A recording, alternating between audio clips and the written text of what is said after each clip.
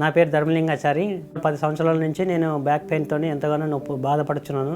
10 సంవత్సరాల నుంచి ట్యాబ్లెట్స్ నేను ఎప్పుడైతే డాక్టర్ దగ్గరికి వెళ్ళి చూపించుకున్నానో అప్పటి నుంచి కూడా ట్యాబ్లెట్స్ వాడినప్పుడల్లా రిలీఫ్ ఉంటుండే. మళ్ళీ అయిపోగానే మళ్ళీ యథావిధిగా నొప్పి ఉంటుండే.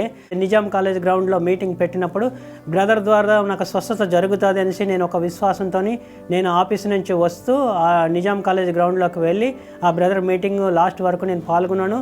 లాస్ట్ టైంలోనేమో ఎవరెవరికి ఎక్కడ ఏ నొప్పులు ఉన్నాయో అక్కడ చెయ్యి వేసుకోండి, దేవుడు మిమ్మల్ని స్వస్థపరుస్తాడని చెప్పాడు. God is healing your back right now. ఇప్పుడే దేవుడు నీ నడుము నొప్పి నుంచి నిన్ను స్వస్థపరుస్తున్నాడు.